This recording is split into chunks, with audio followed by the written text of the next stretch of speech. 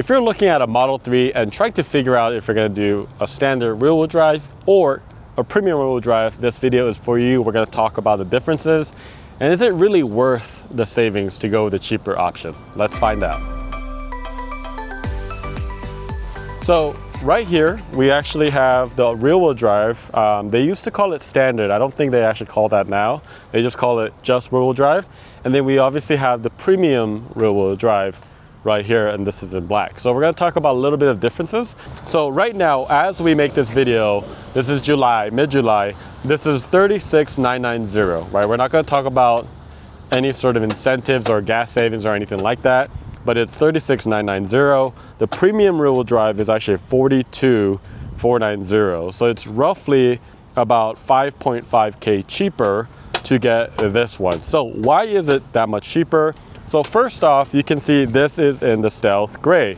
This is like the standard color. This has been kind of the standard color. It used to be white actually, but this is kind of like the basic one.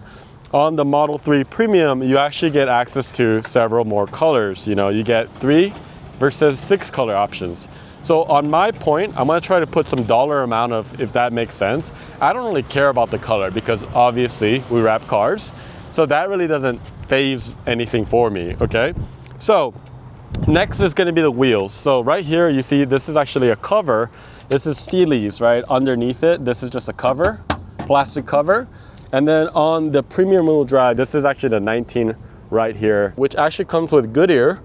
And then this one comes with a Hankook Ventus right here. And I have used Hankook before and I have no problems with it. Obviously Goodyear is a well-known brand as well. I don't think that makes a whole lot of difference. One thing though that is slightly different is going to be the tire pressure sensor. It's an indirect TPMS sensor. So if you go to service, you can see right here, if you have direct TPMS, it will actually tell you your PSI right here. The indirect TPMS, it'll tell you like, hey, check it, it's low. Most people might not care, but for me, like I'm used to direct TPMS.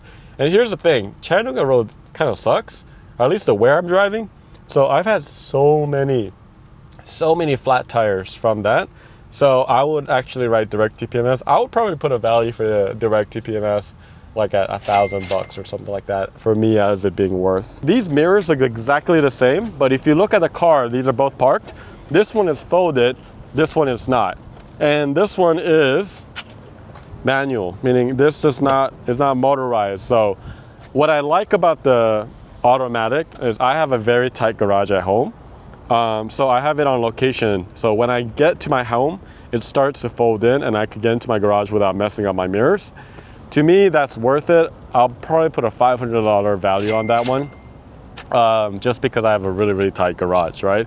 So those are kind of like the big exterior. If you look at the car itself, when you look at it like this, if you're not a Tesla owner or if you're like, have never owned a Tesla, you're gonna look at this and go, it's the same car, right? So if you look in the back, let's just look in the back real quick. Other than the wheels, the back looks almost identical as well. So you have, I mean, it's identical. I mean, there's really nothing different. The only key difference that you'll see is, as you see this one, is actually, we're not talking about the performance, but the performance is right next to it. Happens to be.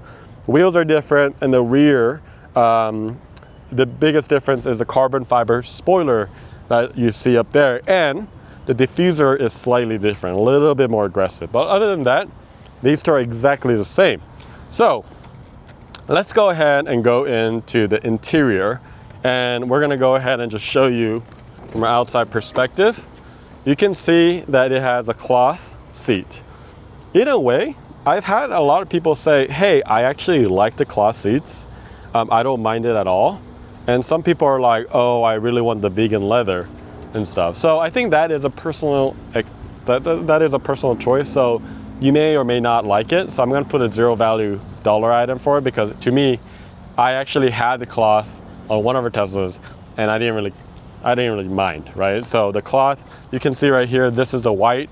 The key difference is going to be it is ventilated.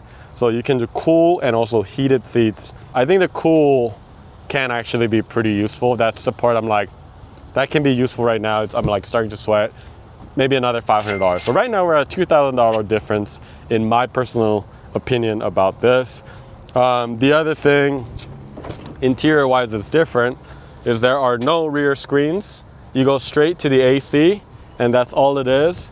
Whereas on the Premium, and really anything after the Premium, you see a rear screen on the back. If you have children, it can be useful, but at the same time, like some parents don't want that because they don't want to have a temptation in there.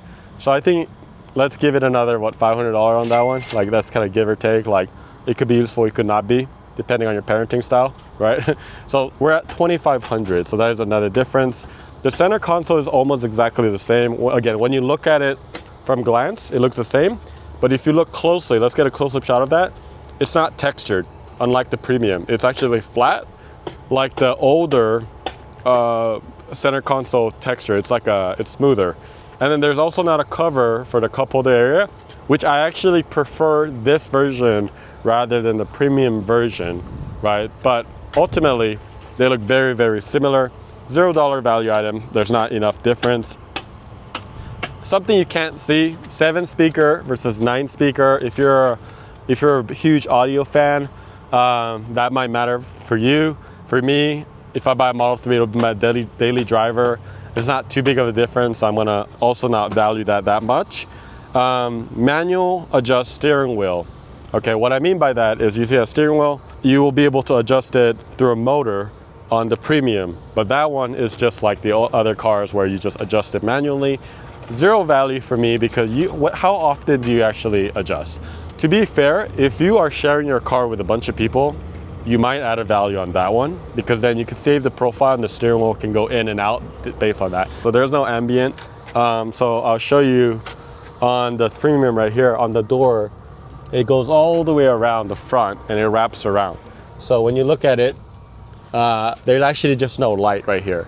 I will actually put a little bit of value there, like $250. So we're at $2,750. The reason why is like when you're actually like trying to turn, the ambient light acts as like it'll turn red, like if you're doing something wrong. So I kind of like that. It's kind of an extra added safety feature for me. On top of, this lights up as well. It goes red. When you're about to like turn into a lane, this will go red. Both of them does that. But the ambient light also acts as that, which is kind of cool, I think. So that's another one. We talked about the seats, but the first row is the only row that gets heated seats. No cooling, unfortunately, because it's not ventilated. The rear does not get any of that. And then there's passive shock absorbers versus frequency-dependent shock absorbers. It's just a fancier suspension. We've driven both, and you can tell the difference, but I think for most people, they're okay with the passive. So let's just say we can skip that as well. Charging speed, that is a little bit of a difference, right? So the Premium can peak at 250 kilowatt, right? So a lot of the V4 chargers that are out, it can actually go higher, but right now we're peaking at 250. This can only peak at 225. So that's basically the difference. 25 seems like not a lot, but it can make a small difference. I don't know, is that valuable? I think it is. So I don't know how much valuable. I mean, this is arbitrary. Like all the numbering I'm doing is like it's pretty arbitrary. So let's put in a 250. So we're down at $3,000 in terms of differences, okay? So just a really quick overview of the Premium right here. You get vegan leather seats, you get a bunch of colors, you get access to wheels like 18 Photon wheels or 19 Nova. Rear screen, center console has a lid, right? 9 speakers, power adjust steering wheel, customizable wraparound right here. And then you get heated and ventilated seats, right? And then second row is also heated, power side mirrors, and frequency dependent shock absorbers. So both of them, what I like about this is both of them have an open roof concept, right? On the Model Y Standard or rear wheel drive, they covered it up on the Standard. Some people like it, but the people I've talked to, they want to have the choice. Like if they want to cover it up, they could put a sunshade, they could put our tinted roof PPF, and they would rather have the choice. And I think when they cover it up, it makes the cabin feel a little smaller because of how dark it becomes. So that's one thing. Exteriors look exactly the same. Both of them does have auto and adaptive high beams, which is nice. Heated steering, and then they obviously have traffic aware cruise with FSD subscription option. So nowadays, the newer ones, since July, they started coming out with 30 days of FSD for free, I believe, when you first take delivery of it. it's hard. It's a great move on Tesla. Like, you get hooked, and once you get into FSD, you're like, I don't know how it can do without it. So I think that's a really, both of them have the capability, same autopilot cameras, same number of cameras all around. So if you're looking at it and getting it for FSD, this is a really good option. Oh, one other thing I forgot is the Frunk is actually the same, right? Compared to like people made fun of us in one of our videos because they're like, the Frunk is absolutely atrocious on the standard Y. And it was like this felt thing. But this one is actually about the same, and you get the same kind of actual tub compared to the Y standard. All right, so will I get this car over to premium? You know, that's the question that we're trying to answer, and I think the answer is yes. We kind of did a really, really rough ballpark about what features matter for me and how much value there would be. And what we realize is we think that, you know, like, it's probably worth like $3,000 or so. I think you're getting a steal. I mean, this is such an affordable car. $36,990, like, that is a crazy deal in my opinion. You get access to the best technology, FSD. Internally, there's not that much of a difference. I think a lot of the things that are slightly different is negligent. I mean, there's not like a huge deal breaker compared to, I think, the Model Y standard. I don't know, it's like a little bit different, but I do think that Tesla made such a good car at this price range. So I would definitely pick this over the premium rear-wheel drive if price was obviously a function or importance. On the other hand, you might look at it and go, I really need this screen. My kids can't live without iPad, and I do long trips. I totally get it. Then, you know, pay a little bit more, and that is a great car as well.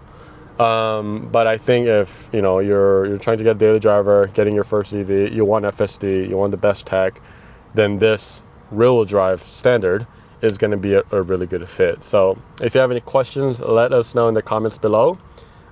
This is going to be a great car for Desto, so we're really excited for her. And make sure you click on that subscribe. We'll see you later.